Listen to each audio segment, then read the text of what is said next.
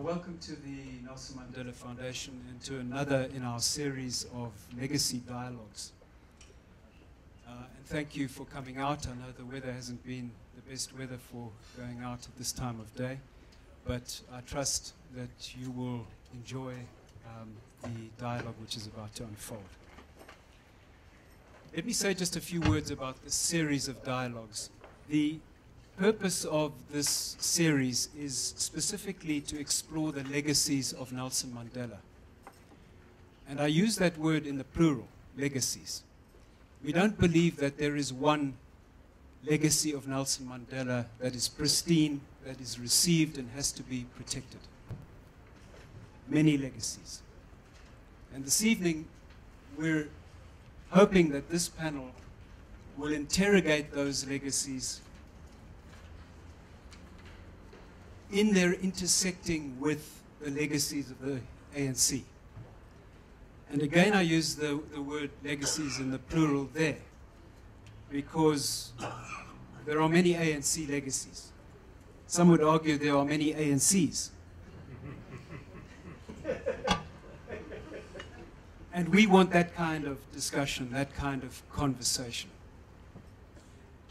This particular dialogue was conceptualized in December. I don't know if you remember, so many big things were happening in December, but there was a public debate about Madiba's membership of the Communist Party. And you'll remember perhaps an article by Hugh McMillan and one by me, and quite a furious interchange with Stephen Ellis. Now, we invited Stephen Ellis to attend today, to participate. He did not feel able to accept that invitation. But we're hoping that those kinds of issues and many other ones that people might feel are somewhat sensitive can be discussed, can be debated in this space. It's a safe space. Just a few words about this particular physical space. As a dialogue spacing for us. It's special to us because this is a room that was used by Madiba many times for special events, for press conferences, and for dialogues. Perhaps most famously in 2004, when sitting at a table where this panel is now, he told the world it was time for him to step away from public life. Don't call me, I'll call you. It was also here, perhaps a few months after that, Mac, you I'm sure will remember this occasion. I can't remember what the event was, but Madiba walked through that door and saw Mac sitting near the front here, and if I recall, said to you, Mac, have you started smoking again?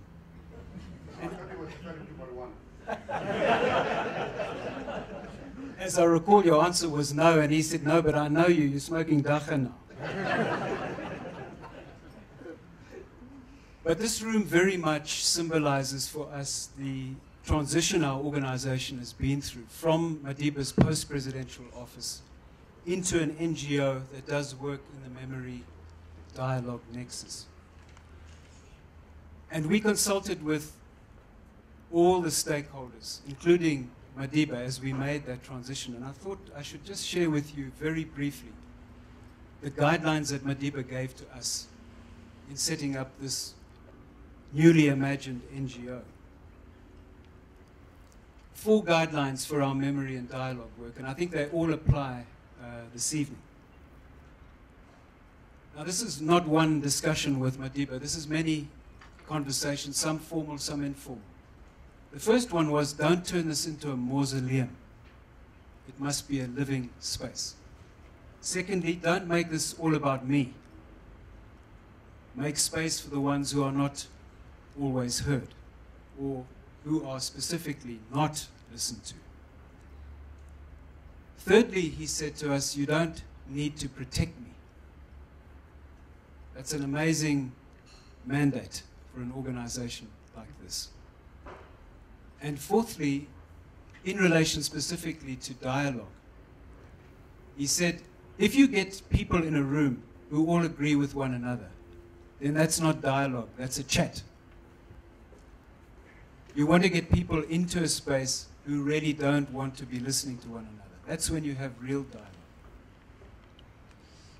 So this evening, I think if we look at the panel, the chances are that we will have something other than a chat, a more robust sharing of views and discussion of critical issues. What we try to do with this panel is to get a balance of the academic, the voice of the functionary, the activist. Now, I'm not asking you to identify the three participants by those labels, but let me introduce them, starting with Mac. Now, I don't really think I need to introduce Mac, but I think it's important to make the point that for this kind of dialogue, he's uniquely positioned, given his long association with Madiba and with the ANC. He will be our interlocutor tonight. In other words, he will provoke the conversation and ask the questions of our two panelists, and indeed of all of you. Please feel free to participate. Put up your hand if you have a question, if you want to intervene. I want to ask you, please don't make them very long. Ask the question, make the point, say who you are before you make your point. We have two roving mics, so we'll make sure that everybody has that opportunity. One thing about Mac that isn't widely known is that he is a student and a teacher of history. He taught at Bennington College for some years. Mac, was that master's students or PhD students? Oh, okay. First year students. We're hoping something of that hat will be worn by Mac this evening. Then our two panelists. In the middle is Hugh McMillan, historian, someone who has just published a really extraordinary book, and I'm not getting a commission for this, but I really want to punt this book. It's called The Lusaka Years, and it's an extraordinary piece of scholarship. What Hugh is doing here is saying the things that haven't been said about the exile experience and about the movement in Zambia in particular. It's a refreshing book, and I really recommend it to anybody who's interested in these histories. And then we have Dr. Adekeye Adebajo. And I will put some labels on you. He's a scholar. In fact, he was a Rhodes Scholar as a young person. He's an author, many books, and he's head of a very successful NGO, Center for Conflict Resolution in Cape Town. So there is our panel. Mac is going to kick off, and then will guide us through the conversation. But as I say, please feel free to interject at any point, because we want this to be free-flowing and to move in a direction that is determined by all of us here in the room. Please join me in thanking our three participants.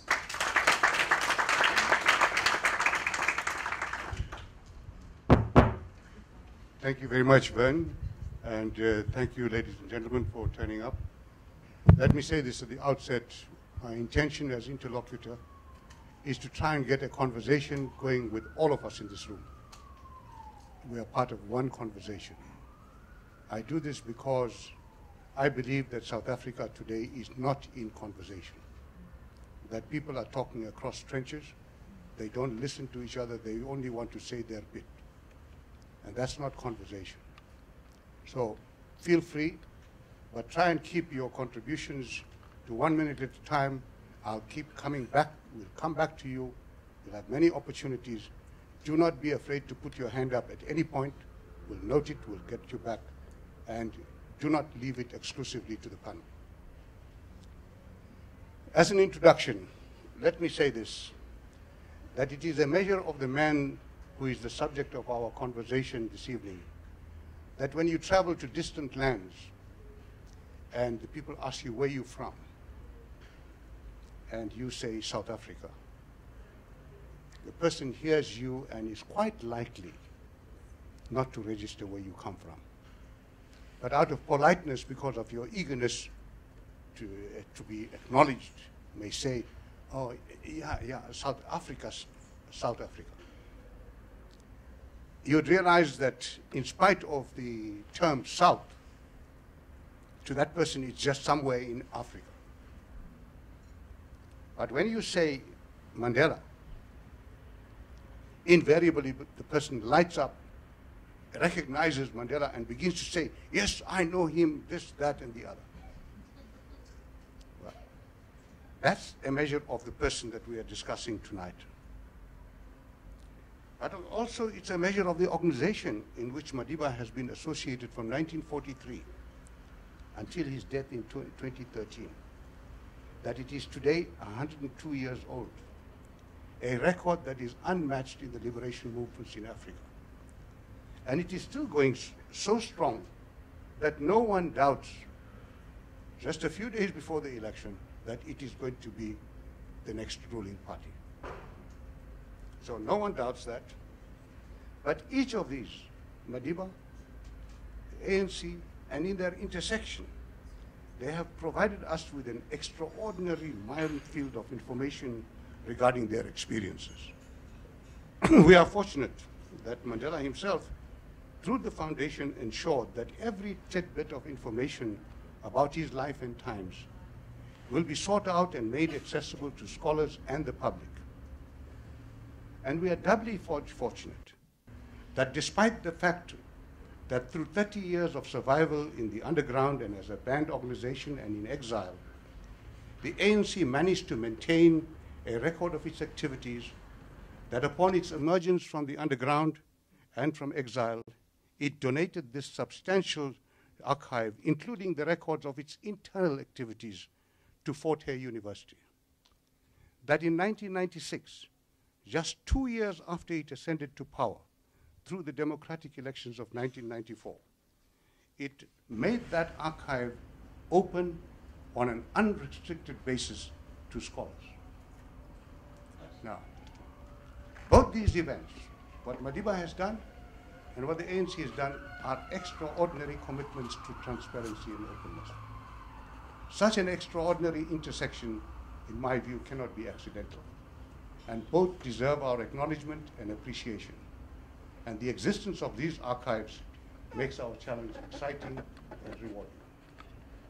There are, of course, many dangers, colleagues, when dealing with legacies and their intersection. I owe it to Dr. Adebajo for drawing my attention to a stanza from the writing of Wole Soyinka, that formidable Nigerian laureate who wrote, and I quote, "Your bounty threatens me, Mandela, that taut drumskin of your heart on which millions dance. I fear we latch fat leeches on your veins. What will be left of you, Mandela?" Close quote.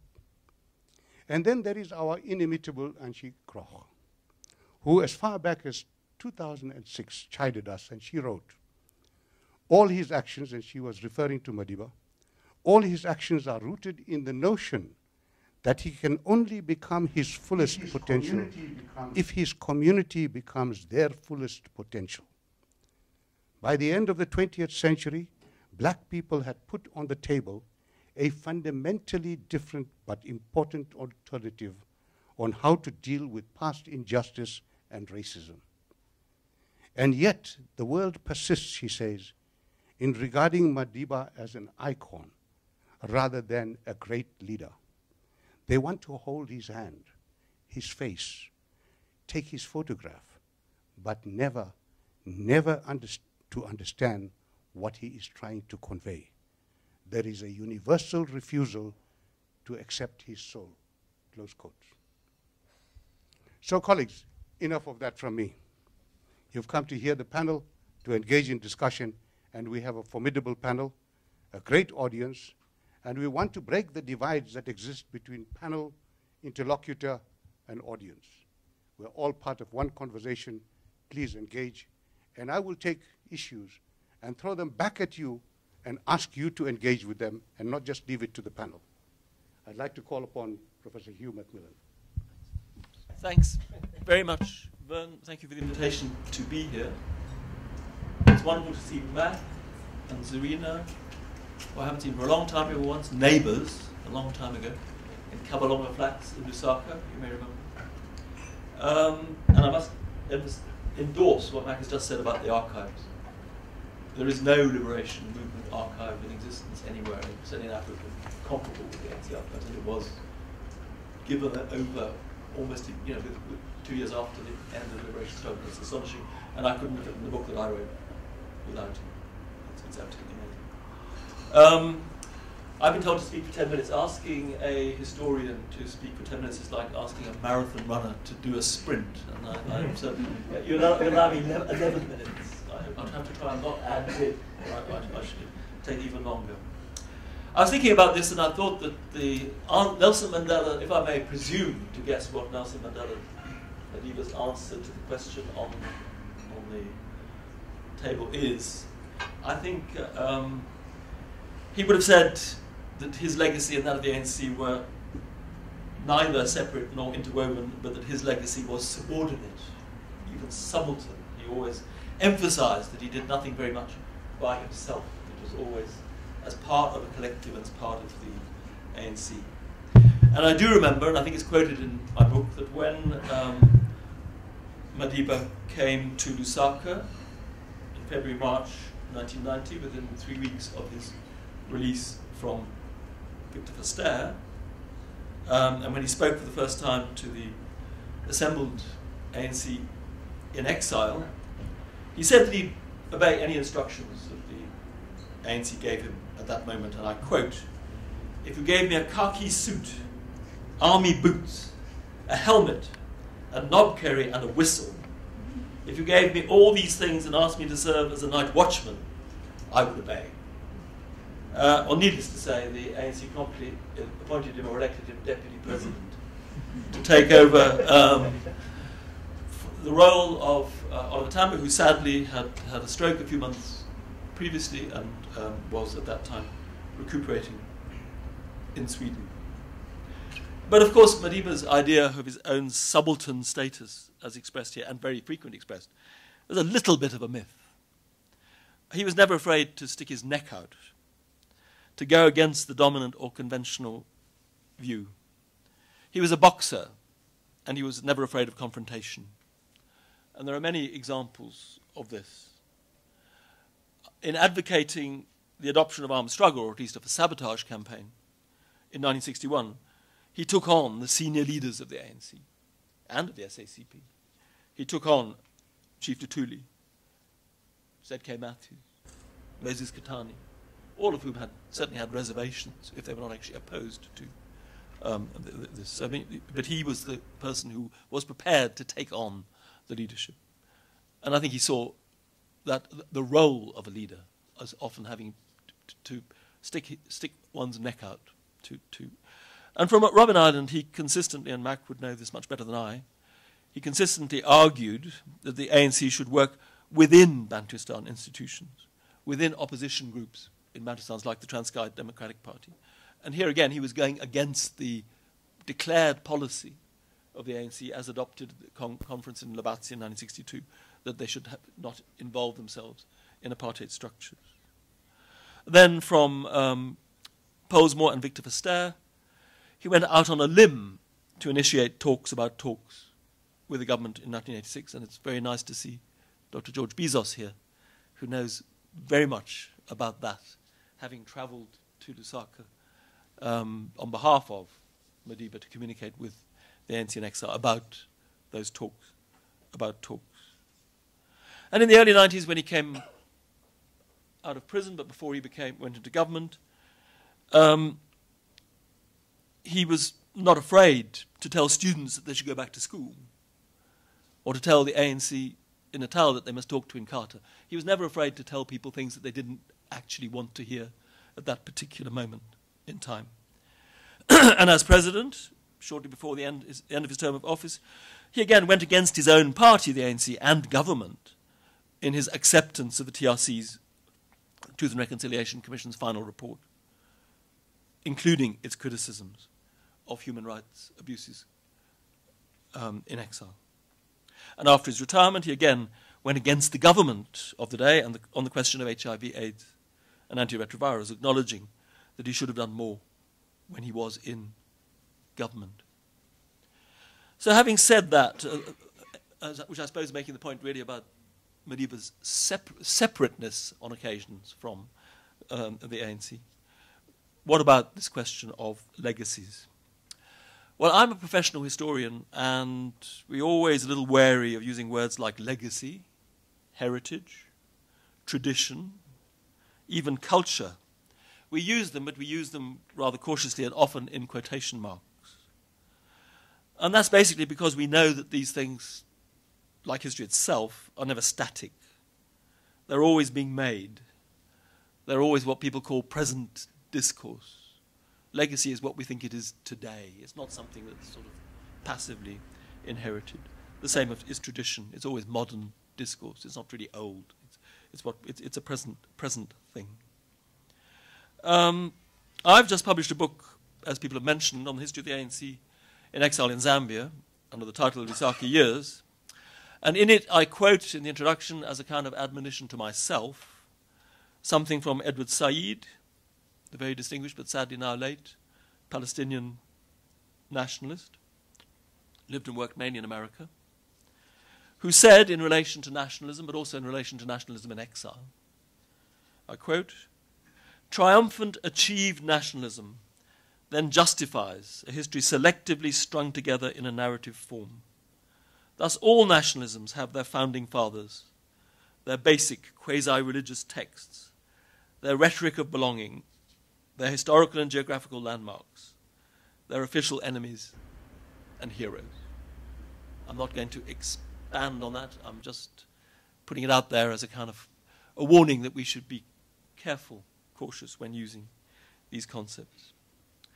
Well, people you often ask, in relation to the book that I've written, people often ask you, well, why did you write the book? And there are quite a lot of reasons. I don't have time to go into them in my 10 minutes.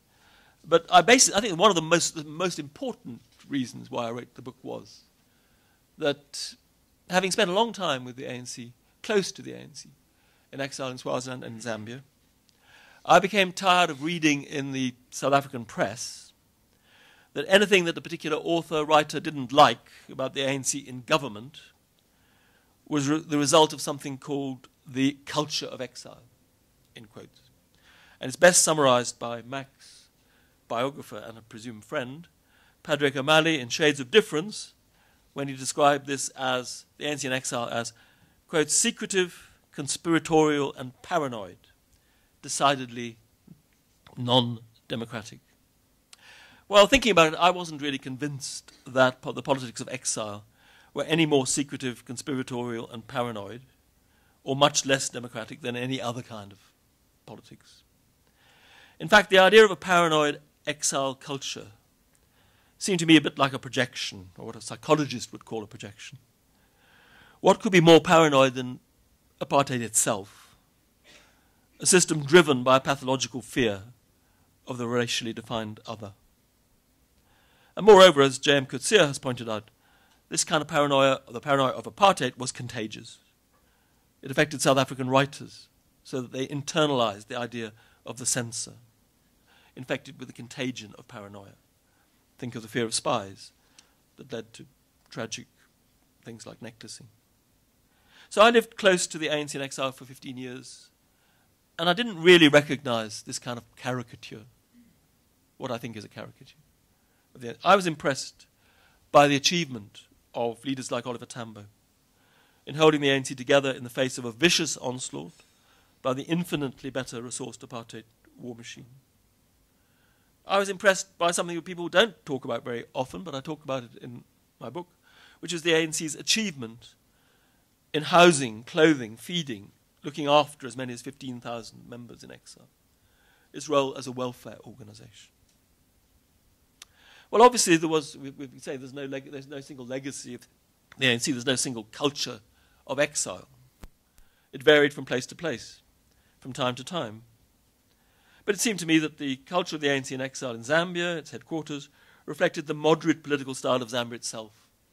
It just happens to be one of the first countries in Africa to achieve two changes of government and of party through the ballot box. I thought that Oliver Tambo and Kenneth Kaunda had a lot in common, that the legacy of exile was not so much secrecy, paranoia, and ferocious discipline as the search for consensus and balance. Skepticism about utopian experiments, whether in the economic or the political spheres. And in preparing this paper, I began to realize that there are remarkable parallels between the stories of the two kinds of exile. Of Tambo's external exile, or the ANC's external exile, in Zambia, in London, in Dar es Salaam. Of Nelson Mandela, of Madiba's internal exile, and that of others, including, for a time, Mac, mainly on Robben Island, in the case of Madiba, also in Pollsmoor, and Victor Verster. And reading the various memoirs of Madiba, both published and unpublished, of Mac, of Ahmed Kathrada and others, I could see the parallels. I just pick up a few of them.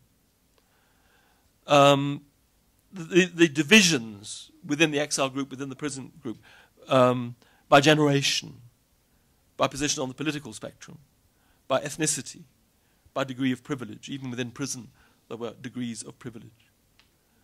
The problems of communication, obviously huge problems from prison, but also huge problems from exile, of communication with South Africa, between exile and prison, but problems which were overcome. Also the problem of trying to establish democratic structures. Exile is often said to be non-democratic or undemocratic, but there were huge efforts made to create democratic structures in exile. And similarly, if you read the prison accounts, there were democratic structures within Robben Island, or the ANC itself. And then there was a sudden improvement in communications with the outside, which happened at the same time, really, 1985, 1986. Improvement in communications with Zambia, with the ANC in Zambia, communications also with, especially between Mandela and the outside world in South Africa. And here, of course, there's Mac, Operation Vula, 1988 to 9, setting up communications, so important in setting up communications between Madiba and Victor Verster, the mass democratic movement, and with Lusaka.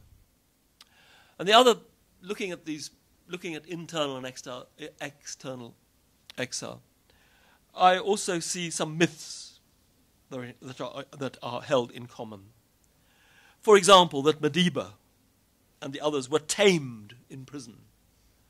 That Madiba went into prison as a kind of a wild man and came out softened. I mean, it's a myth. I'm not saying it's a frequently repeated myth.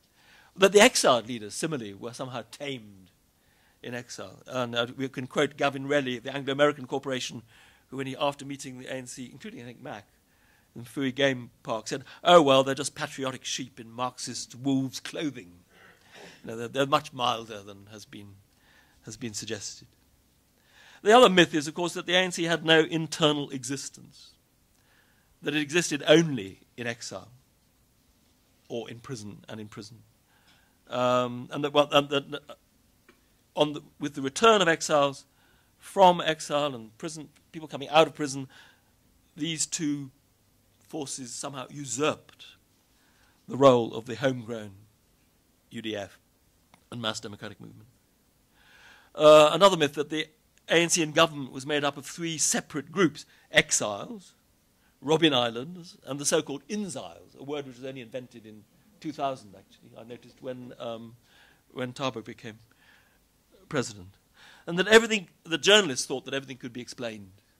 You don't really know anything, but just to understand the politics of the ANC and of South Africa, all you need to know is that there are three groups, there are three factions. You've got this lot, that lot, and the other lot.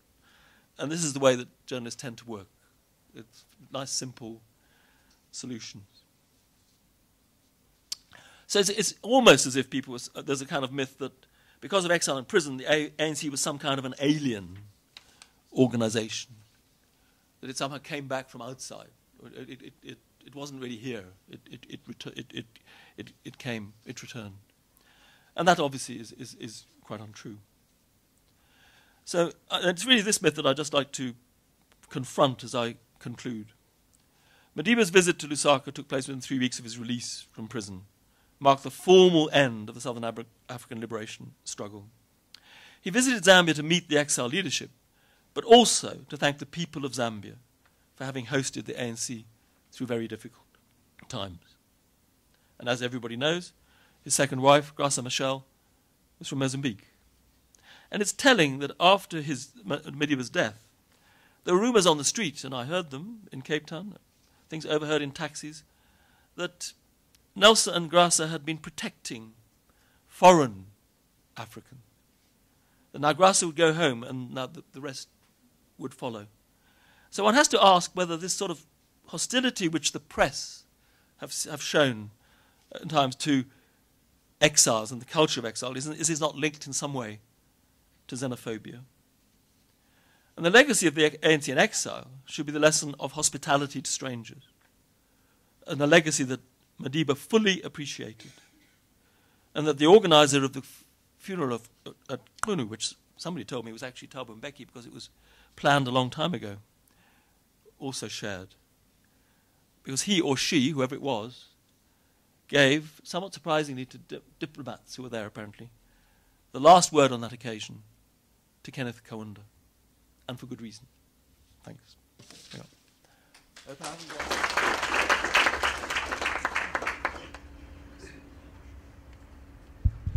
Thank you, Hugh. I don't know how to react to what Hugh has had to say, but I've never heard such a defense of the ANC, especially with regards to its secretiveness, and I hope that it also applies to me. Although I think that I am a secretive person. Be that as it may, Dr. Adebajo, it's your turn.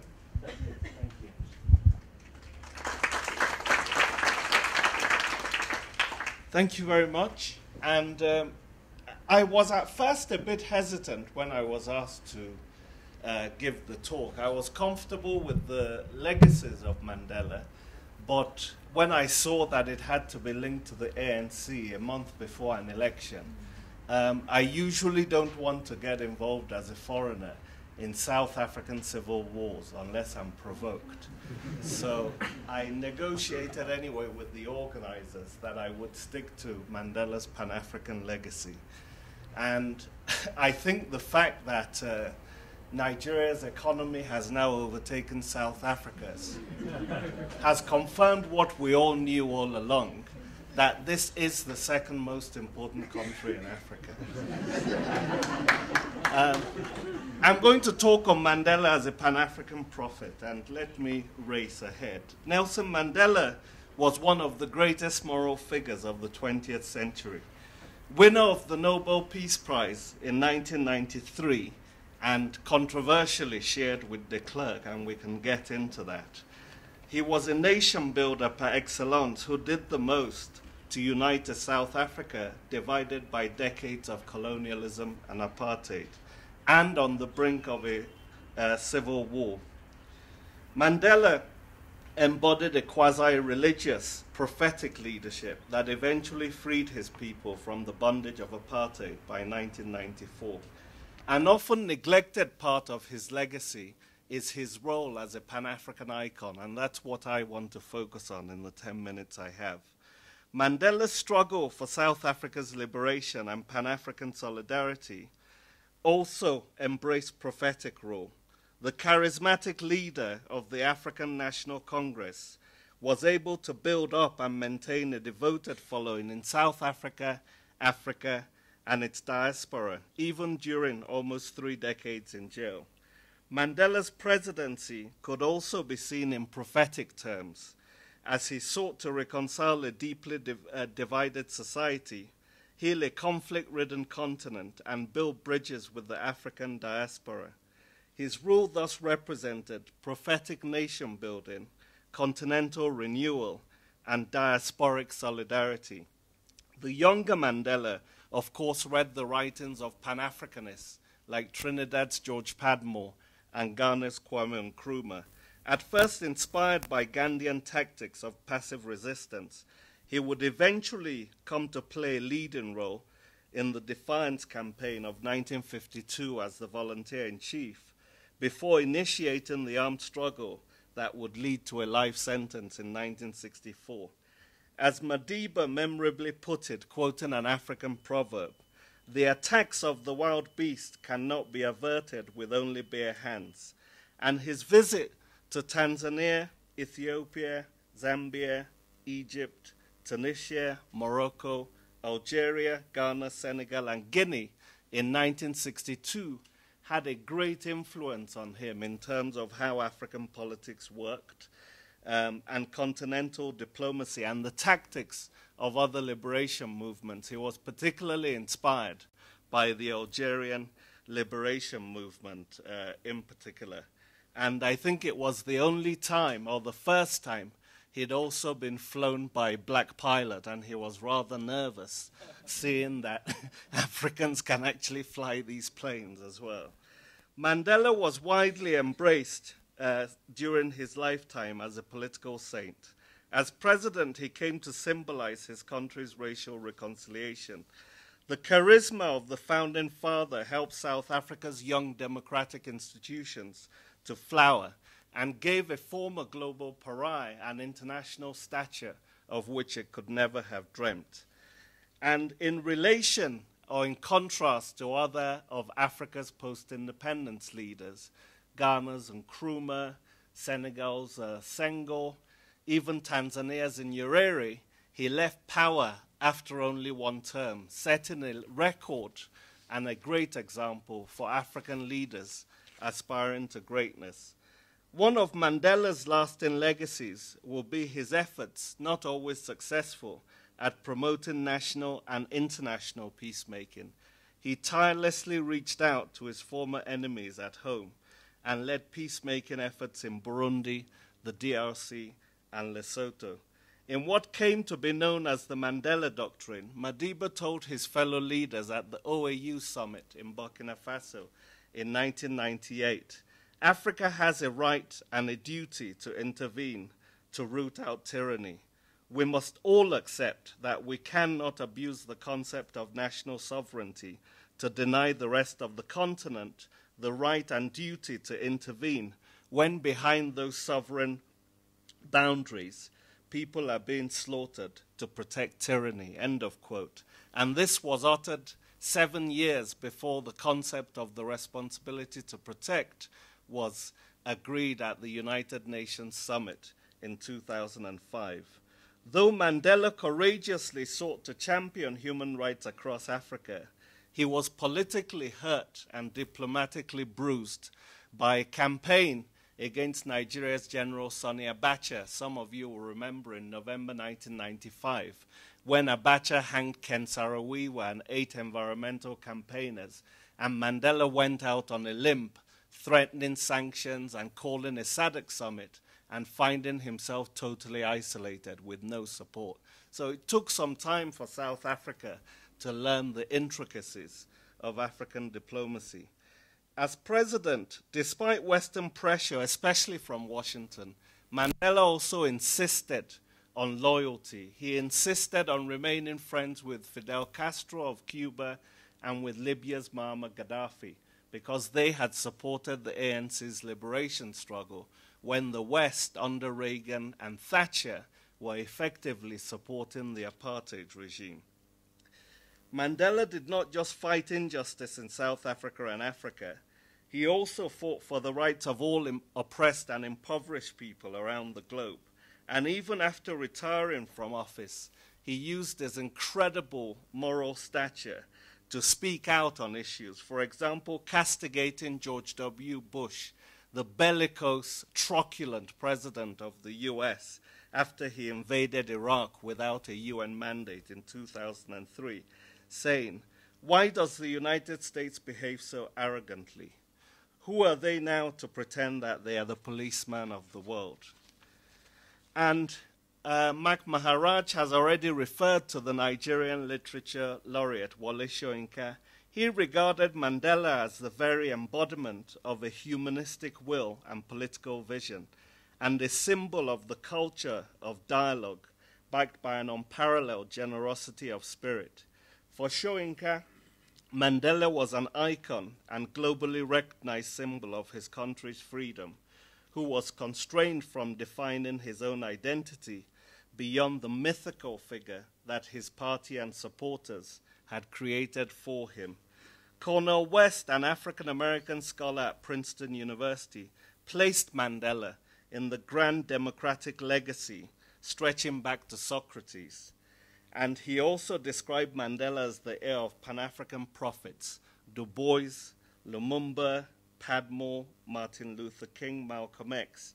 He depicted him as a secular prophet, an African Moses, leading the people to the promised land from the oppression of white pharaohs. Madiba urged his people to be set free and then performed the miracle of the improbable democratic transition in South Africa's own version of the parting of the Red Sea. West, however, warned against making Mandela some kind of icon on a pedestal belonging to a museum. I believe that was the point the first speaker was making, exuberantly describing him as the jazzman of the freedom struggle. As a young student at Occidental College in 1979, the first black president of the US, Barack Obama, also cut his teeth politically during the anti-apartheid struggle on college campuses, and Mandela was one of his greatest heroes, and we saw the most eloquent elegy during the memorial service by Barack Obama, who made sure that he came. He met Mandela only once while a junior senator, while Mandela was visiting DC in 2005.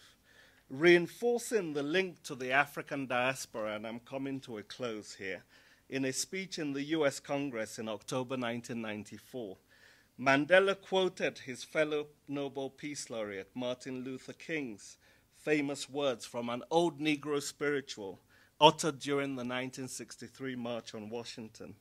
Free at last, thank God Almighty we're free at last. Two of the 20th century's greatest Pan-African struggles, the civil rights and anti-apartheid struggles, were thus inextricably linked. If I can be just a little bit rude before I conclude, I think Mac Maharaj or somebody at the beginning had noted I was a Rhodes Scholar. One of, I think, the most contested legacies of Mandela will be the Mandela Rhodes Foundation. Unfortunately, I'm not talking there tonight. But the linking of the greatest imperialist in the 19th century to one of the greatest liberators of the 20th century is a monstrous marriage. And I don't know how Jakes Hervel and others could have advised Mandela to link his name permanently to Rhodes. Rhodes was an imperialist who killed many Africans in South Africa, Zambia, and Zimbabwe. Both the latter countries were named after him, and stole 3.5 million square miles of real estate in one of the greatest land grabs that you can imagine. So I took Rhodes's money, and I'm not saying that Mandela shouldn't have. But what I'm saying is he shouldn't have linked his name permanently. So the $10 million that they're using for scholarships and children's health care and all that is very good. But linking those names, it's like the Jews wouldn't, for example, link Herzl, the founder of the Zionist movement, to that of Hitler. You would not have a Herzl-Hitler Foundation. So why have we accepted this monstrosity?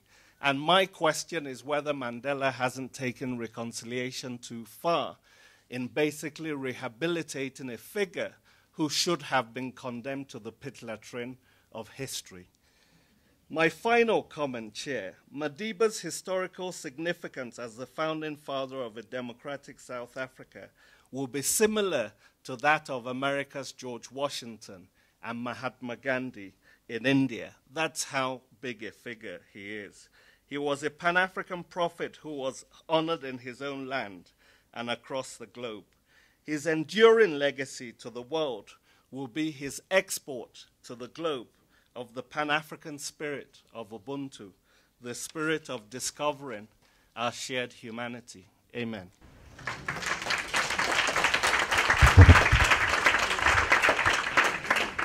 Well, I hope you are sufficiently provoked. And I will be inviting you to put questions even to the panelists from what they've said. For the time being, just to kick things off, let me go back to a proposition that Hugh has raised, that Mandela was never afraid to stand out and take a position. The examples that you've given relate to two phases and two fields. One, the ANC, within the ANC, and secondly, in government and in the post-democratic, post-apartheid era. I think those two examples need to be distinguished, but what is important about Hugh's contribution is that he is saying that when we want to draw out issues of legacy, let's go back to instances and facts and draw lessons from those facts rather than generalize a position. So Hugh has generalized one thing. Madiba was never afraid to stand up. Is that an invitation to rebellion? But Hugh? While that is happening, prepare your questions. Yeah, I'm not quite sure what he's trying to get me to say. How do I respond? Sorry, how do I respond to that? I suppose I was trying to answer the section of the statement that was given to us about separate and interwoven. And having said that Mandela himself would always have said that he was entirely subordinate, that he was a kind of an obedient servant of the ANC, I was simply trying to point out that that's a little bit of a myth, a little bit of a Mandela-Madiba made myth. Because if you look at the whole story of his relationship connection with the ANC as a protest movement, even in prison, in government, and afterwards, he was never afraid to take an independent line, and in fact to go against the conventional view within the ANC. And I think Mac could expand, for example, on the conflicts within Robben Island, as the debates, the arguments there over issues like involvement, whether the ANC should engage within Bantustan, whether, as was said, people in the ANC should work either within Matanzaba's party to undermine it, or within the Transparent Democratic Party in order to support it. This was an area where there was huge controversy. The biggest controversy of all, I suppose, was about the turn to armed struggle, whether you call it armed struggle or sabotage in around about 1961, which if Stephen Ellis were here, we would no doubt be confronting him on, and we might even be raising the issue which I rather carefully didn't raise in my presentation. The point I was trying to tease out of you is that it is not incompatible with the statement that he's a loyal servant, meaning that any task assigned to him he would undertake, with being outspoken within his ranks. I can only think of one instance in Robben Island prison where Madiba acted outside the ranks of the ANC. It is documented and told humorously by Katrada. It was shortly after I had left prison and Madiba wanted to take militant action and refused to recognize the authority of the prison's officers. The matter was discussed extensively in the ANC ranks and turned down. And Madiba then went outside of the ANC and lobbied prisoners who were non-ANC to support him. And he was hauled over the coals for that and drew back. So it is in keeping with the tradition of internal democracy that you should speak up inside that I say the example becomes interesting. However, are there any views from the audience? Frenny. By the way, Frenny is the person who was the guardian of the ANC archives when we returned from exile, And she played the key role in ensuring that the archives got housed in Fort Hare University and made available to scholars. Thanks, Mac. I should say that we processed, and Razia is also here, 8 million documents. That was the estimate we got from experts when they were still in boxes. But to follow up on what has been said about, and I'll speak now of the 1994 period. Yeah. Madiba then would come to the National Executive with particular ideas. And I can think of two. At one point, he was convinced, I'm not sure quite how, that the vote should be given to 14 or 15-year-olds. And there was a debate both in the National Executive and outside. He eventually gave in, but I think that's the first time he said that I heard him say something, which I subsequently heard. He'd say, well, if you all don't agree with me, I accept that. But I'm right, you know. The other time when I think he'd come back from India, and he was told or believed that the Indian Congress actually appointed its leaders. And we, of course, had this tradition in the ANC of the branches starting to nominate and building up leaders, national leaders in that way. And when this was put, and we again had the big debate, and he used, and looking at some of us, and said, you know, women would get 50% tomorrow if we did that. I voted against it straight away. But immediately, and then he said the same thing. But you see, I'm right, you know, but if you all don't agree with me, I have to accept it. And I think that sums up that he was subject to the discipline of the organization, but he wasn't afraid to put forward controversial views, which was put forward. I just thought I'd mention those two examples. Thank you very much, Freni. Let me take the issues a little further. Hugh has referred to the myths about the ANC, and in particular, he singled out the journalists. I think you're being a bit unfair, Hugh. I think we have a problem in South Africa. Even our scholars are perpetuating those myths and not interrogating the facts, which, that's my view. I don't know how you feel about it, but I can go to many, many writings of scholars and show how they are the architects of what the journalists are recycling. Yeah. If you take the concept of exile, it comes from scholars. Jeremy Seekins' book on the UDF. So, but be that as it may, I think that, again, what I'm pointing to is the necessity which Hugh committed himself to. Let's look at the facts and draw from those facts, but avoid generalizing too widely and making judgment. Now, that's in the context. I quoted Ankie Krog between the icon and the great leader concept. Dr. Adebajo has gone further than that. He has actually described Madiba as a quasi-religious prophetic leader. And Hugh McMillan has pointed to the dangers from the point of view of his, as a scholar, talking of icons and talking of legacies. Any views on this, colleagues?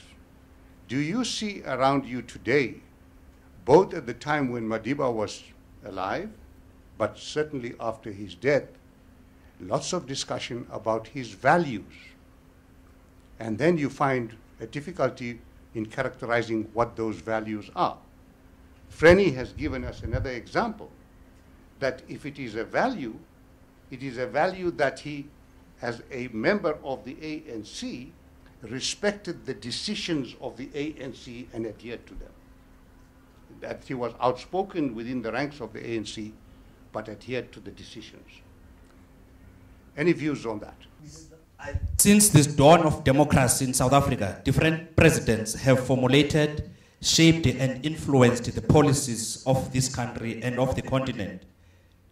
As a nation, have we succeeded in living up to the expectations of our democracy as outlined in our constitution? Thank you.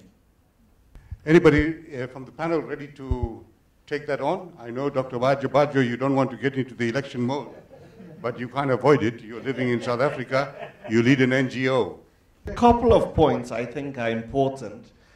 Even though, as has been pointed out, Mandela was a Democrat and obviously always adhered to the democratic principles of his party, I think it's also important to note that at certain strategic points, his moral stature was also used to undertake certain very important policy changes without necessarily consulting either the ANC internally or the tripartite alliance. And Ben Turok has just written a book which we're going to launch that goes into this. And I'm talking, of course, about the move from the RDP to GEAR.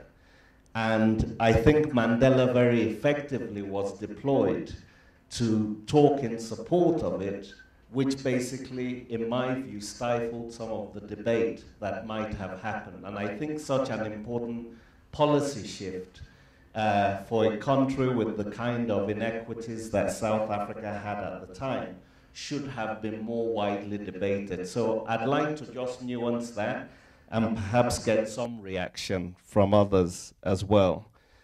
And I think also it's been pointed out that he could be quite, he could sometimes be a bit autocratic in the way he dealt with his cabinet. The way, for example, that Paulo Jordan and Bantu Holomisa were evicted from cabinet in '96 is something that perhaps we want to look at.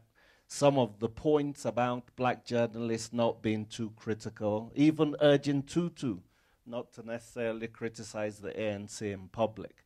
I think those are some of the issues I'd like us to get into a little bit. Since, Mac, you've invited us to be as blunt as possible.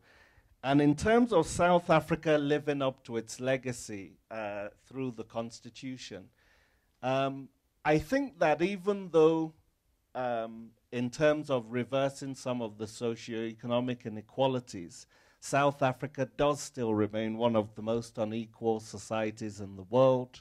Even though South Africa has some of the most progressive principles in terms of gay rights, etc., there's still lots of attacks, corrective rape, those sorts of things.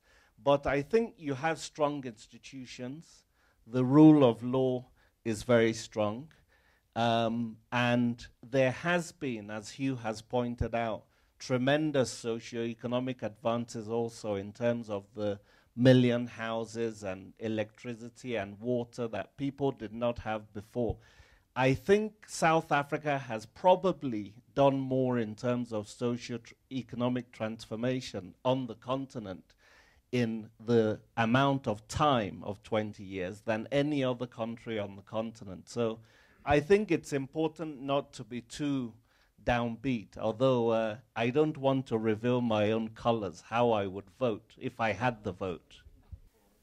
From my point of view, I think that Dr. Adebajo raised the matter of the experience in the Mandela administration over the issue of Abacha and the Ogoni 9, the positions that Madiba took.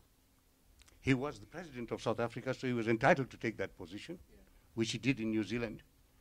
But that experience, the experience of Lesotho, all of those showed that South Africa, if it simply pursued those positions from a position of principle, would find itself totally isolated in the African continent. And you have to grapple with one reality, that if you are totally isolated, you cannot influence developments at all. And during Madiba's administration, he himself displayed a characteristic of being prepared to adapt to circumstance. That did not mean, in my view, and I was in that administration, that we abandoned those principles. It was a question of how to get realization of those principles. And right now, I think what we are witnessing is a massive change going on in the AU. It is now becoming an institution. Just to give one example, I've been there for the recent meetings, and for the first time, AU meetings finish on time. For the first time. Well, I don't want to give the reasons for that. But that's a reality. And if you want to be businesslike in grappling with the challenges, you've got to appreciate that those heads of state are coming there. They have got work to do at home. They can't just sit down continuing day and night and not finishing their business. So there's some changes are going on there. But be that as it may, again, I think I put the issue up for discussion. That here were principled positions outlined by Madiba, even in foreign affairs before the '94 elections, about how we would make human rights a linchpin of our foreign policy, and how in pursuing those human rights objectives in Africa, we found obstacles, and we had to confront certain realities. So there is a difference there between acting just from principle and making it an absolute position, and acting from principle but taking into account realities that you live in and you are operating in. I'm saying this with all modesty because I know we waged so-called armed struggle for 30 years and didn't get much way. So it was simply not wishing things and saying, that's my wish and it'll happen. I'm trying to get somebody to say, Mac, you're talking nonsense. It's an honor to be here. Looking from the outside in, I think South Africa is in a very unique position in that the people who were the main actors in the struggle and who moved South Africa away from apartheid into the new democracy are still alive and well. You know, you're not dealing with like in America where all our leaders died long time ago, and so now we have new leaders. And is it a challenge or an advantage that the people that are coming into power are still, you know, to have the leaders of the past still very much present and very much active? Because then how do you face the future? So how do you, is that a challenge or an advantage? And it's also, you know, the laws, the laws, everything that South Africa has in the books is incredibly progressive, incredibly well written. And the challenge is, how does it become action? Again, let me emphasize, it's open to anybody to comment on it, respond to it. Don't rely on some oracle to give you answers. To come back to the question of our institutions, I think one of the remarkable things that South Africa's 20 years has on record is that when the Constitutional Court ruled against government for the first time, President Mandela did not even call a meeting of the cabinet. He did not even consult his two deputy presidents.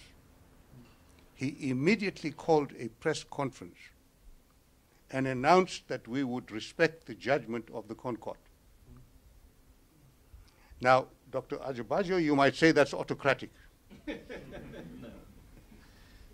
But he was the president of the country and he acted completely within his powers.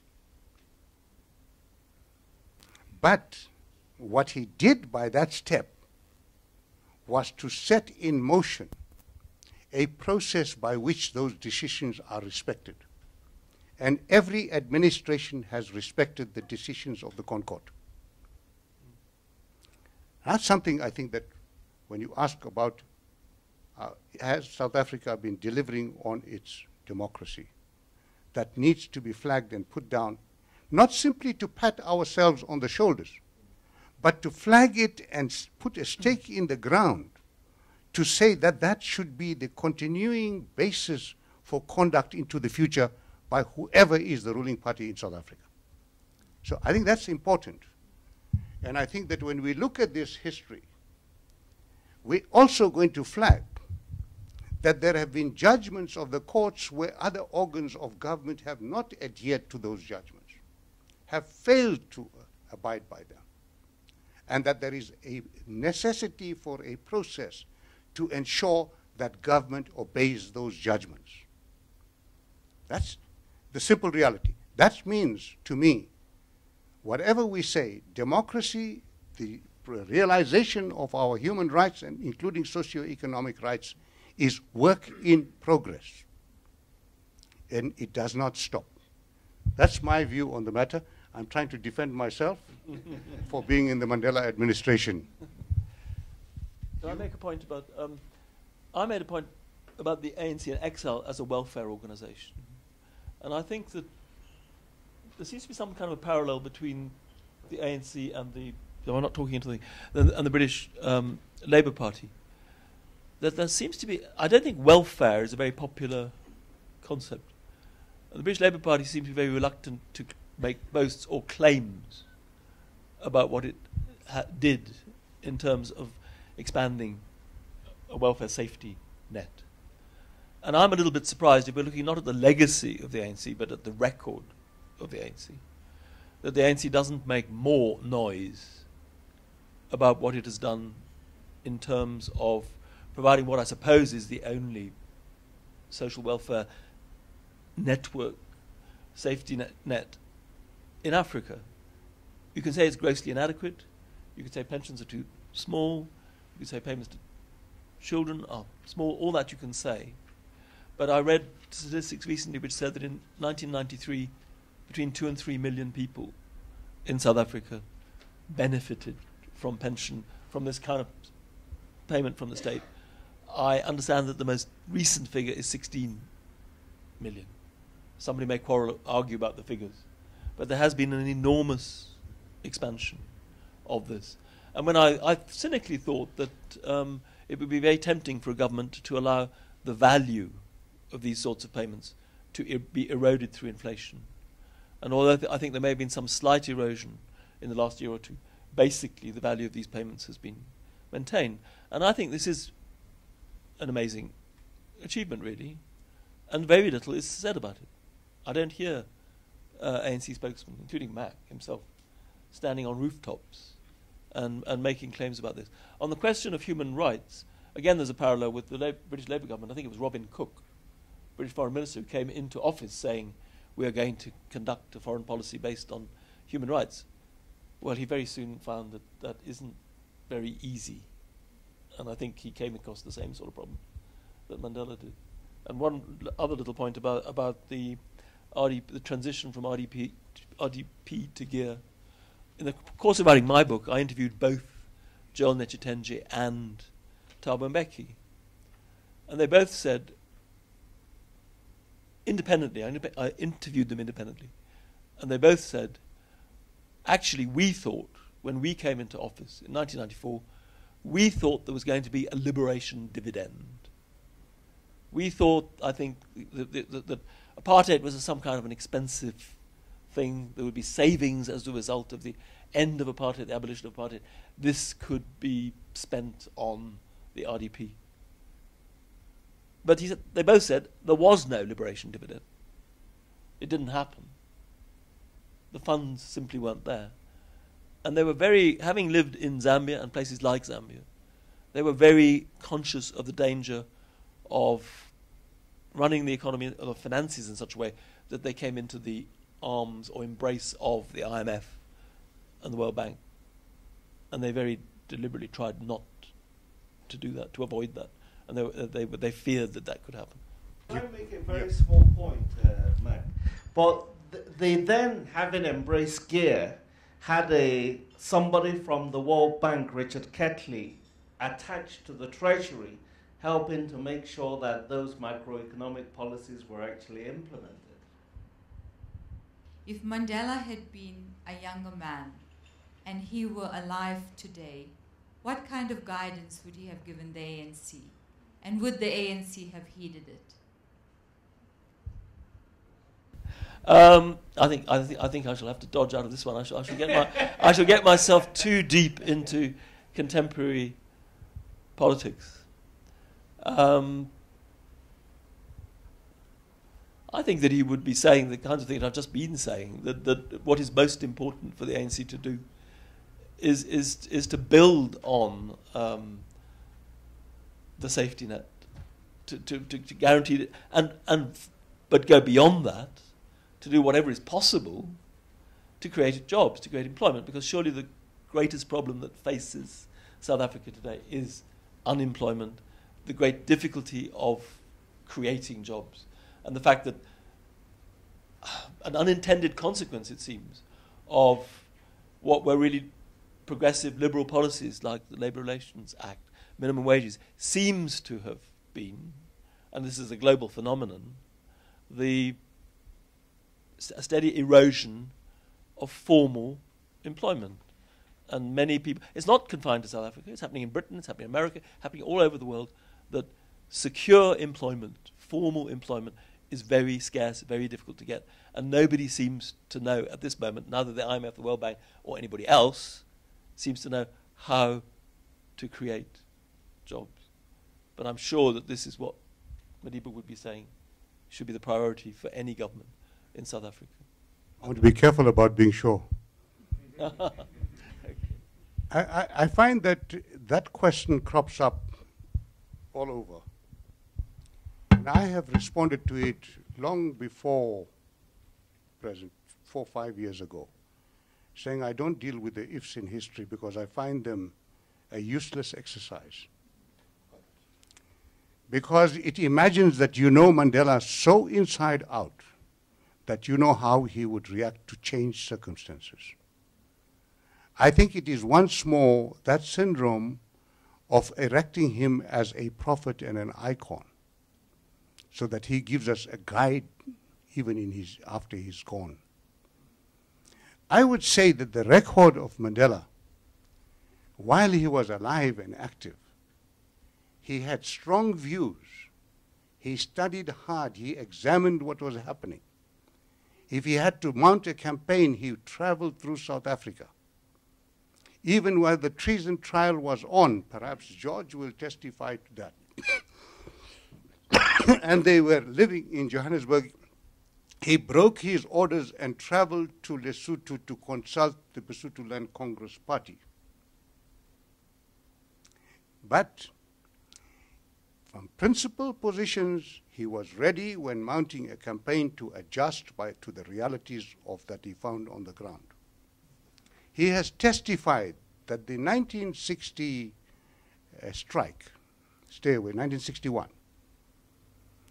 they thought that when the media said it was a flop and called it off, that it was indeed a flop. It was only in the Rivonia trial that the evidence from the state cropped up of how strong the reaction was from the people supporting the strike. But he called it off on day 2. So there was no adherence to things and say, we've decided this, right or wrong, we go on. There was always a willingness to adjust to the realities, to even make a detour, but with the consciousness that I've got to come back to the goal that we are pursuing.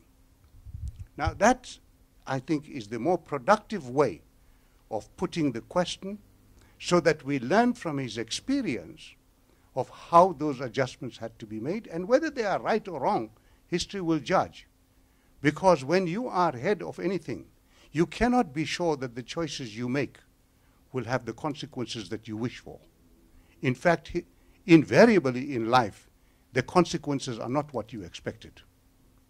So, and again, I would emphasize here that there is a quality that we need to tease out of Mandela's life.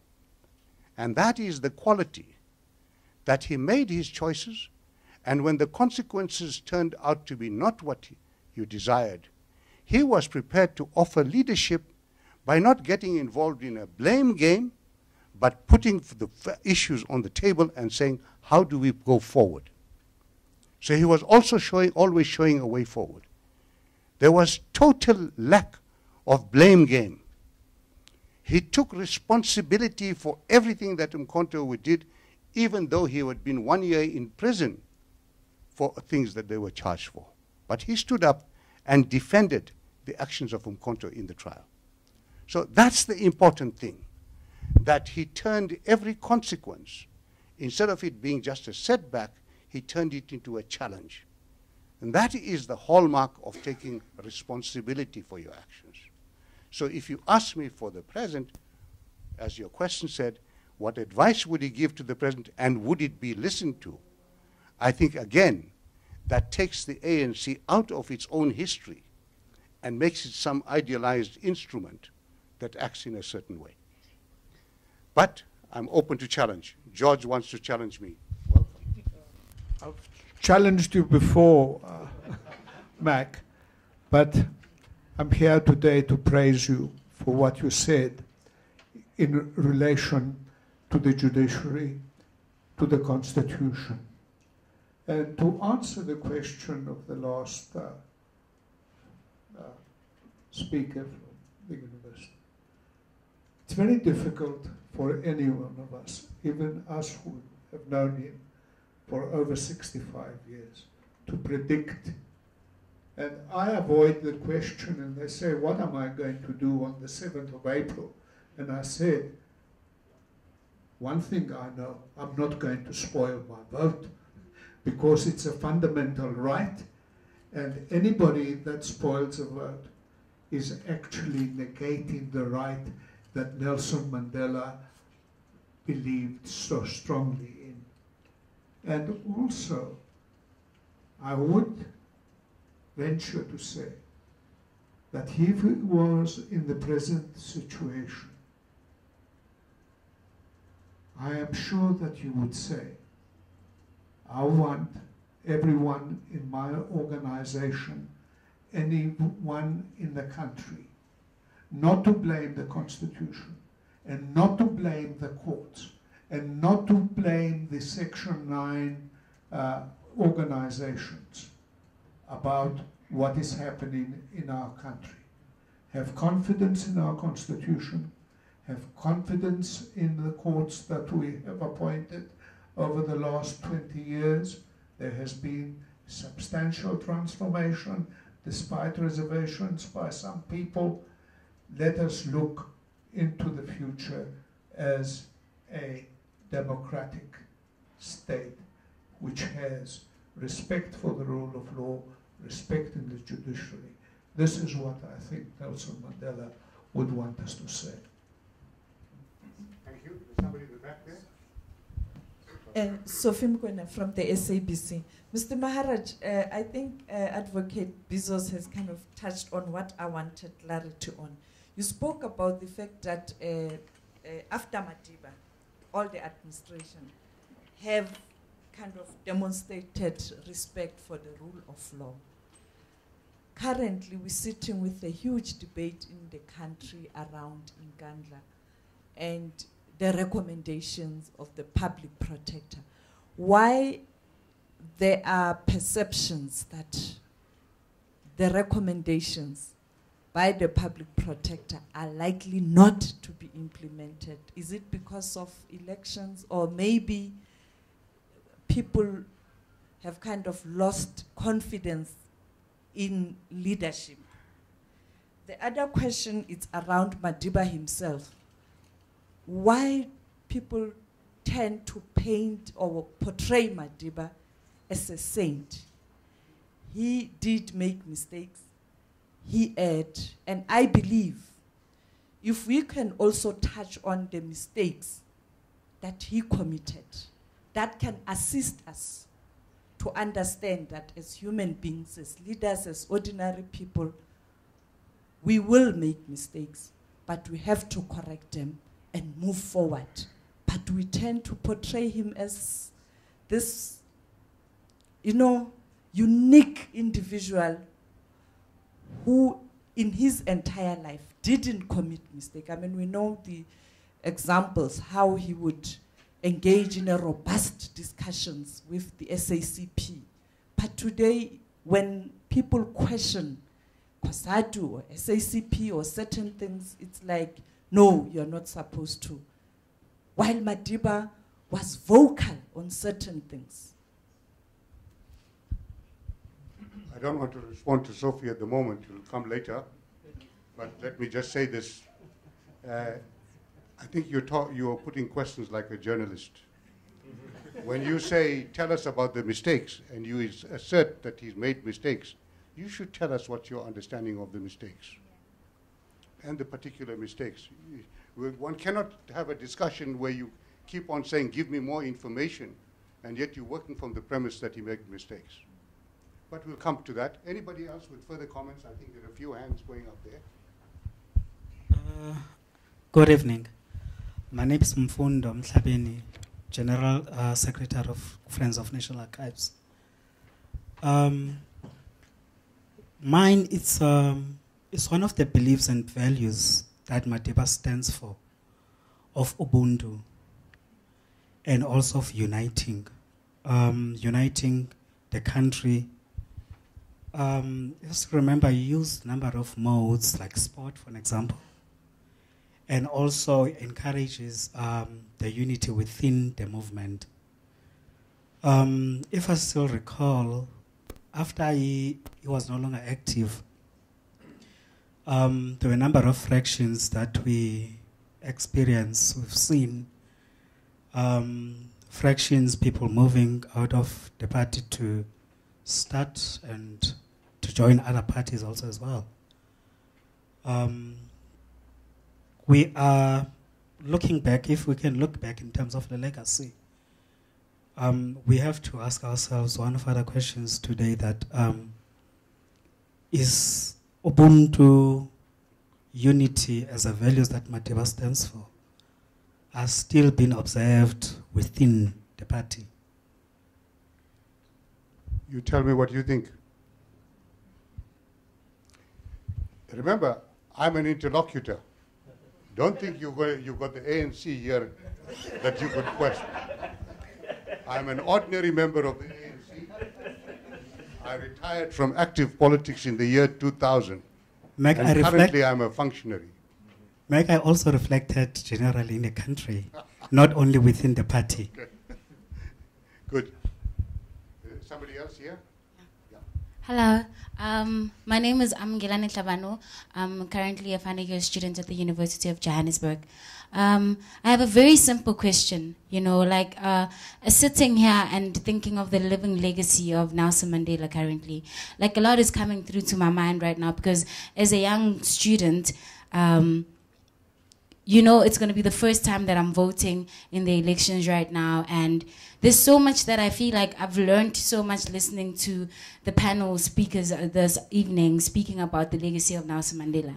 And right now, I'm in a situation where I feel like I do not want to vote for anybody because we don't even understand what's happening, So I feel like my question is that are we doing enough to making sure that the legacy is really living on? Are students aware of what is happening and what Mandela actually went through? Because there's a lot we know about him, and there's a lot being said about him, but I think today the stories that were shared by the panel was very unique and very special about the former president, and I was really touched by that. And I feel like now I can maybe research more and learn more and want to know more about the country and the history of it to actually make a decision and learn about the parties. So as a student, I just want to know more about and I want to understand, are we doing enough to make sure that the legacy is living on? And do student presidents understand what the legacy is? Because I feel like it's all yaba yaba and nobody really understands what the legacy really is. Anybody wish to react to that? Yes, Maria. My name is Sandra Khatebe, and I just completed my degree the last year. And I just felt obligated to respond to her as someone who's just recently completed their studies. And the question that you answered within the question. And I think as a responsible citizen, it is your own responsibility to find out more. It's your own responsibility to research out more. There is enough books written. There is enough information given. And it's within our own responsibility to go out and actually find it. Nobody's going to come and bring a book in front of your hands. Nobody's going to bring the information to you. It's up to us to actually go out and find out more. Well, the two of you are behaving very properly as students. When we had that sort of confrontation in prison, we would say, "Ja, Vuta, hey, Brandt, Ushu." Any further comment? Yes, sir. Thank you. My name's Graham Dominy. I'm an archivist and currently at the Public Affairs Research Institute.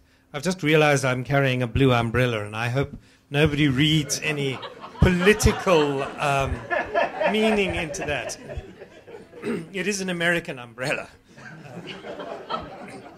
But what I wanted to say is, and it feeds into the legacy of Madiba and the maturing of a democracy.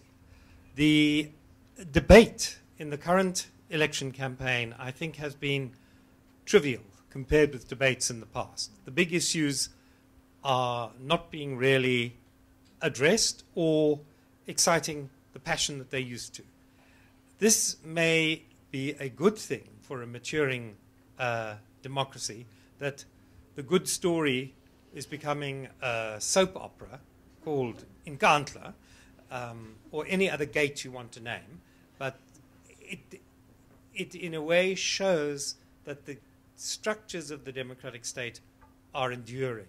But it shows that we've got to put content back, and we never finish studying. We will always be studying. And the second point is a negative point about two things that have never happened, I think, as a result of Mandela. The one was, except in the Burumach trial, there were, by a very small group of right-wing Afrikaners who said, when Mandela dies, there will be a bloodbath. It hasn't happened. And then Hugh McMillan said this evening, in taxis in Cape Town, people have been saying, when Mandela dies, Grusha will go and the foreigners will go. In a sense, it's the inversion of the Boer fantasy about a bloodbath, but the other way around. And perhaps the triviality of the debate shows a maturity that we're not going to get to those apocalyptic conditions if we keep our senses. Thank you. Thank you very much. Anybody else at this stage? Yes. Hello. I'm Sipho Mkhwanazi. I'm also a student at the University of Johannesburg.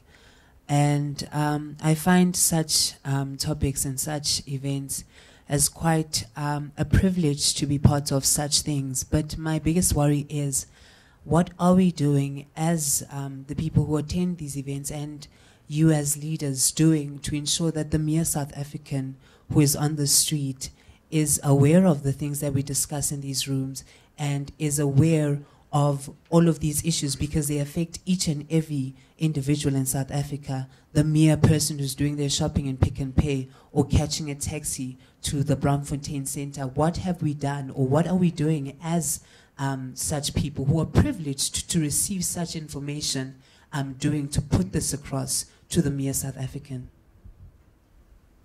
Thank you. Well, it's interesting, the questions that are coming from people who say they are students. I'm deeply aware, and I've taken it up on many occasions, when I hear people say there's something wrong with the youth. I say to them, no, there's something wrong with us. If the youth are not hearing us, it's because we're not talking to them in a way that they can hear us. So what I'm hearing today is very, very interesting, because it tells me that already just those here tell me we are wrong about our perception about the youth. There is only one problem, and I would take you back to Madiba. When he finally decided to retire from retirement and went to the 46664 function in London to announce this is it. Vern, correct me if I'm telling a lie. the speech that was prepared for him ended up with in the written version with the words, "It's in our hands." In the delivery, he ad-libbed and changed it, and he had this habit of changing. He would say, whenever he had his speeches, he said, "That's what my bosses wrote for me, so I've read it out," and then he would take off his specs, and then you know something profound is coming. At that concert, at that function in London, he changed "It's in our hands" to "It's in your hands." And I think that very few have interrogated that change adequately, because that is the hallmark of what he lived for. The fight for freedom is to empower people. And I link this with what George Bezos has said this evening. On the vote, it is part of the way in which you shape the destiny of this country, by the way you exercise that vote, but you must exercise it. If you do not exercise that, if you don't accept the responsibility that it is in your hands, you forever want somebody else to do it for you. And I think that's the lesson of our freedom struggle. Hugh has raised the question about our welfare programs. But the truth is, I think that there has always been a debate in the ANC which was confronted with the necessity to look after the welfare of those in exile. And that was whether we were not demobilizing our people. It's two sides of a very valuable coin. I know that in Lusaka, Zarina is here, that comrades, if they had a headache, they had to go to the ANC clinic. And there you sat in a residence of the ANC, no matter how poor it was. You didn't have any money, but you waited for ANC transport to take you to the clinic to get some headache tablets. And we would say, hey, something's wrong here. We are destroying the initiative of our people. Okay, generally we've all had the same question as students. We want to know more. But I want to know that when is the right time as a young person to join politics or to actually be aware?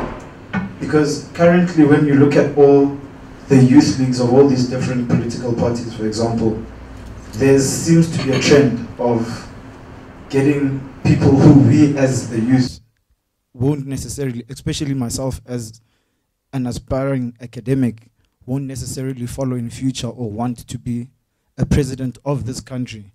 So I want to know that when is the ANC going to look at actually training and grooming people for positions and move away from the comradeship type attitude, because that's the attitude that we see even in the institutions that we attend now, of a certain cluster of ANC card holders who behave in a certain manner, and it's no different to what's being done in the national office of that particular youth league, be it the DA, for example. They behave in the same manner where you have, I'm going to be controversial, where you have, once we had at the University of Johannesburg, I'm sure those who are here remember, we had an ANC placard with a white face on it, and then we had a DA placard with a black face on it.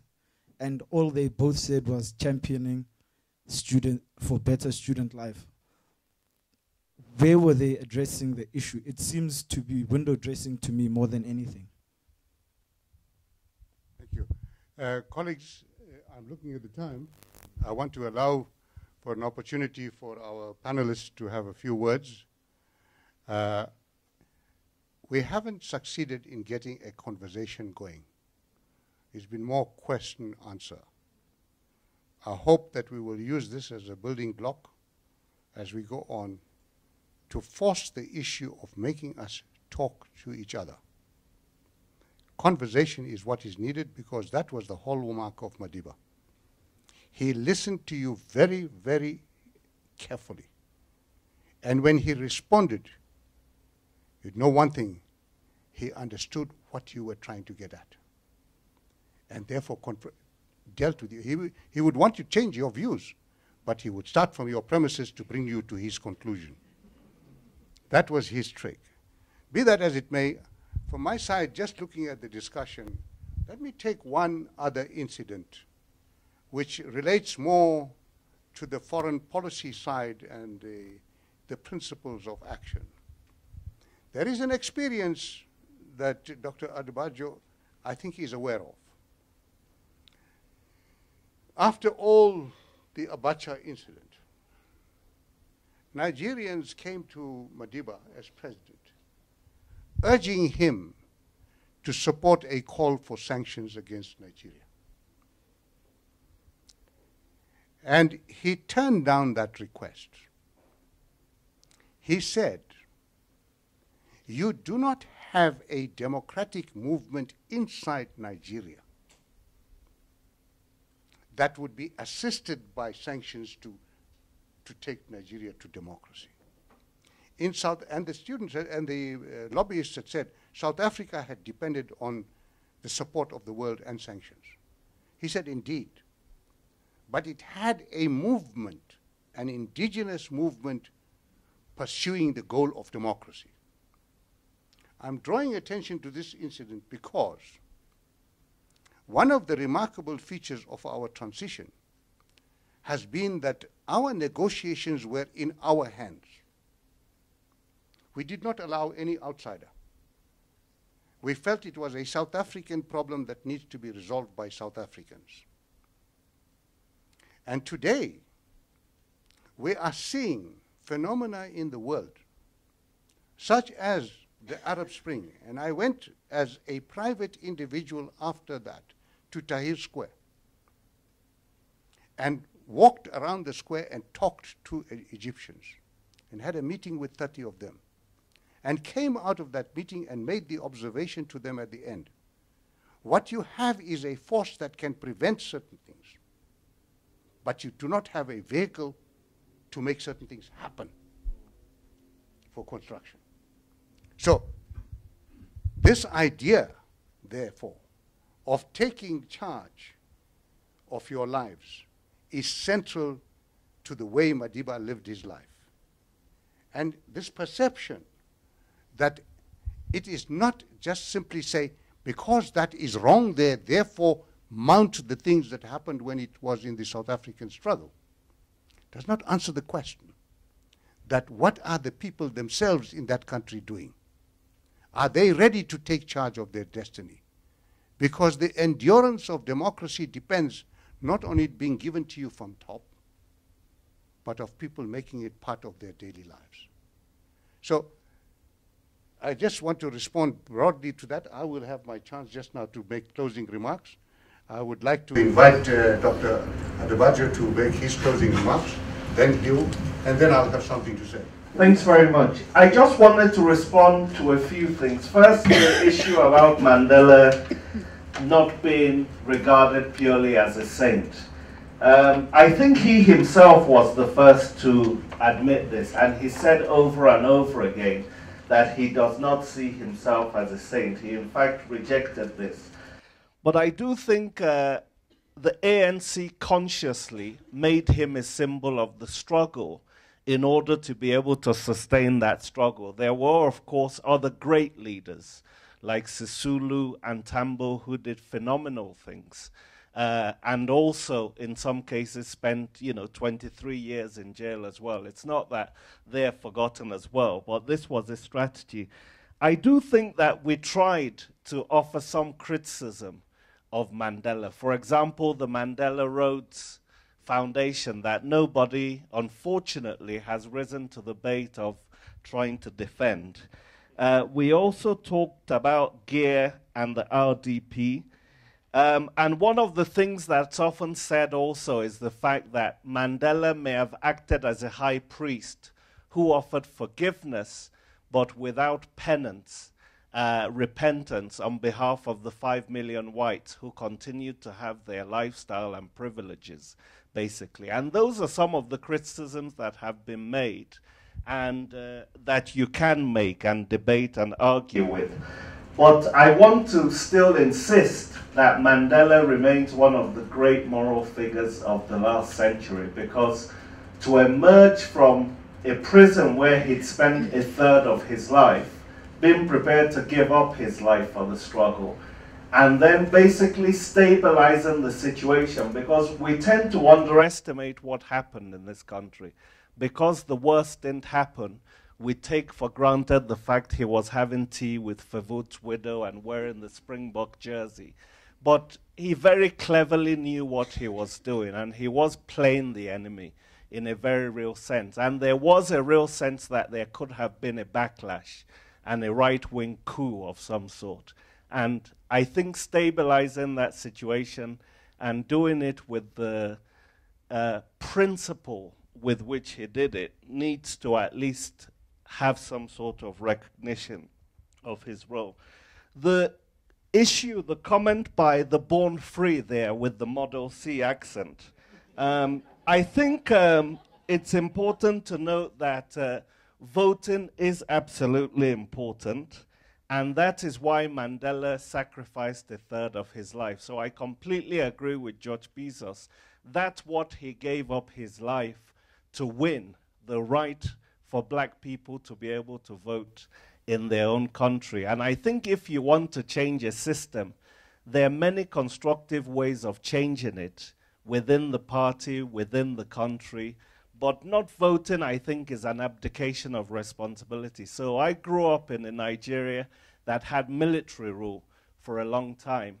And I think one shouldn't take the vote for granted. So go and vote your conscience. Don't spoil your ballot, is my advice. The triviality of the debate that was talked about here, I don't actually think it's a good thing that debate is being trivialized. I think it's really dangerous because, you know, when you have a lack of knowledge and sound research not being an obstacle to analysis, I think it doesn't really allow voters to be able to make sound judgments, for example. And when the mainstream media does not cover poverty and inequality and issues that affect 3/4 of the population properly, but keep kind of doing a biographical sketch and ignoring structural issues, then you have a problem because they've set themselves up as the opposition. Nobody has elected them. I'm not saying that the media isn't incredibly important, and it's not an attack on the media, but I think the media gets off far too easily here with a complacent analysis.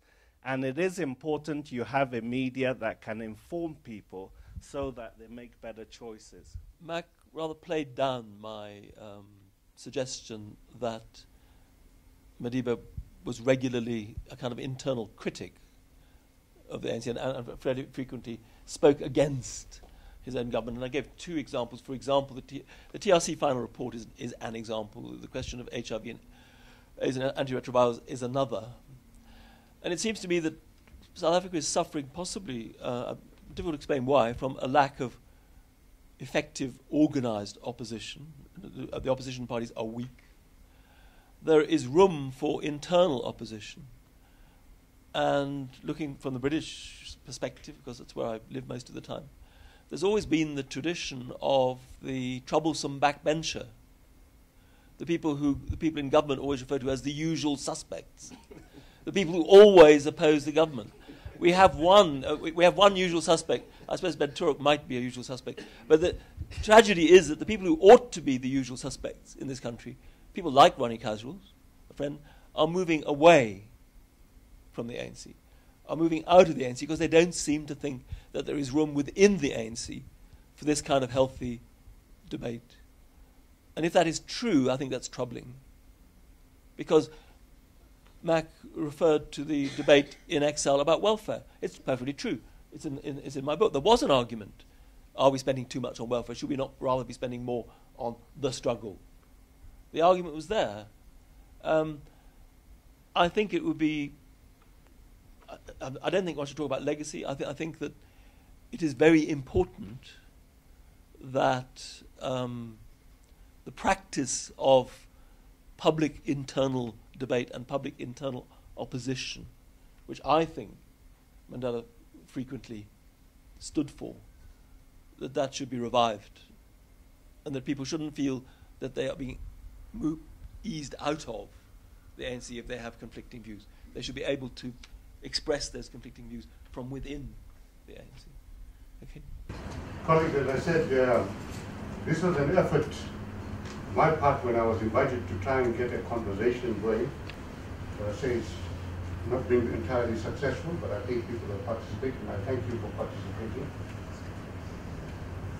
I think there are a number of problems that emerge. It's clear that there are so many issues around Madiba, around the intersection with the ANC that need more and more interrogation and discussion. It should be a never-ending exercise. I knew Vern would try to sabotage me, but that's Vern. But I think that the essence of discussing the legacies of Madiba and its intersection with the legacies of the ANC is that this discussion must continue to draw experiences that they have gone through and to draw lessons from those experiences. For me, Ankie Krog, as I said at the beginning, required us to differentiate between an icon and a great leader. I think it is a very crucial distinction. I have used the word icon myself. I keep using it until I came across and was preparing for this discussion, and until I found it further sharpened by Dr. Adebajo, who used it by saying that Madiba is the embodiment of a quasi-religious prophetic leadership. And I said, ooh, that's the danger we've got to avoid. That is dangerous territory. It's going to reduce him to a set of values which we are going to put up as measuring rods, and that's dangerous. So I think reducing Madiba to values harbors many dangers. Quite apart from the danger of a mechanical set of measures, we have to ask whether these values that we attribute to Madiba are values that Madiba himself used as determinants for the choices that he made and for his actions. Now we have to ask whether they are not in fact values that we are projecting into him. Because that value path, that danger, we must never underestimate in the exercise of building our democracy. The value path is one that is likely to take Mandela, who was quintessentially a political animal, to strip him of his political beliefs and his actions, and then to reincarnate him as an embodiment of a set of values and qualities outside of time and circumstance. It is a route whereby it is possible for people to begin to dress themselves in Madiba's moral authority in order to promote their own values. That, to me, would be harming the exercise of the building of South Africa of the future. And I think that there can be no bigger cop-out than this. To take his moral authority, to attribute to him values that you feel you want to promote, and use his moral authority to promote it. I think that's the biggest cop-out, because it is a failure to take responsibility for your own choices, for your own actions, and for the consequences that flow from your choices, and usually those consequences are unintended. And I think Madiba's life is about taking responsibility for your actions and for the consequences of your actions. And perhaps, colleagues, we could escape this danger of deification by differentiating between what I have called an inspirational role model and an aspirational role model. And precisely because we are almost unanimous amongst us that Madiba, we see him and he saw himself as an ordinary human being, one like you and I, all of us an admixture of superb traits combined with frailties and foibles, all of us aspiring to be better at something, and all of us, more importantly, wanting to be better human beings. So, Wherever you look in this world, and in whichever country you look, and in whichever field, public or private life, the dominant narrative in the world today, including South Africa, is, I quote, lack of leadership. This is how the world has appropriated Mandela. It is in this context. Reflect, colleagues, on an observation made by Bill Clinton about Madiba. He said, every time Nelson Mandela walks into a room, we all feel a little bigger. We all want to stand up. We all want to cheer because we'd like to be like him on our best day, close quotes. It resonates with all of us. Why? Because inside each of us, there is a possibility of a Mandela. No, not the possibility of replicating his life, but the desire to make a difference to the lives of others. That is what is there. Mandela, with humility, good humor, and through selfless service in a collective struggle, rose to an unparalleled place in the hearts of countless of millions of South Africans in South Africa, in Africa, and across the world. In a world that is conflicted with itself, he was the embodiment of unity and hope. Hope for a better world, for a world of expanding possibilities, of freedom, of democracy, of non-racialism, where all and each of us can become better people and the world a better place. A world in which we can glory in our diversity, where differences of age, yes, I want to emphasize differences of age. My children, if they were here, they would be applauding, and they would also be heckling, Dad, you're a liar. But a world in which we glory in our diversity, where differences of age, gender, race, religion, culture, language, ethnicity, and nationality would enrich our lives, and a world in which inequality and poverty would be regarded as the greatest indignity. This is because, this much and more, because Mandela is a beacon. He is showing us that the way in which we relate to each other as individuals and as people, and the manner in which humankind conducts itself as an inseparable part of nature and the universe should be the real measure of who we are. So, colleagues, my closing plea today, let's continue this type of discussion. Let's strive to make it a conversation. Let's take responsibility, including the students who've put the questions. My feedback to you is, you, by your questions, show that you are a leader. So take responsibility as a leader. Search, find answers, work together to make this country better. But the message is, there's a Mandela in you because you can serve yourself, that's normal.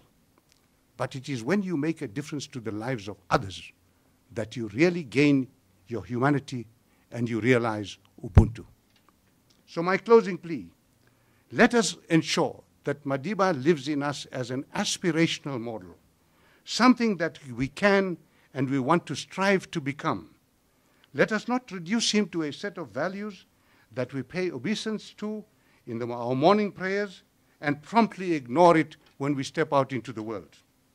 Each of us can become better people.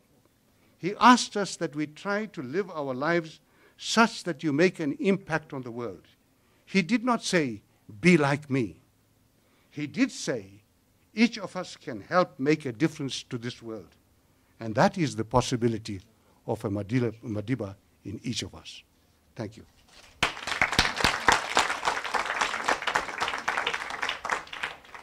Well, it remains for me simply to again thank our panel. I didn't know Mac had the preacher in him, but thanks to all of you. She did say in England that she was going to convert me into and I would be a bishop. And then you would feel free to talk about Nkandla.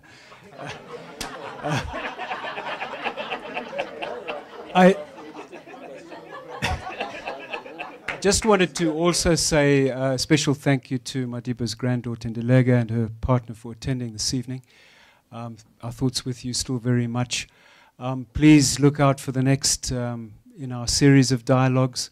Also, just to remind you that next week, very significant anniversary, the anniversary of Madiba's speech from the dock on the 20th of April. I think that's the 50th anniversary, right? Look out on our website. We've got a couple of interesting stories, a new image of Madiba that was taken during the trial that hasn't been seen before. And let's keep the conversation going. Thank you. Yes.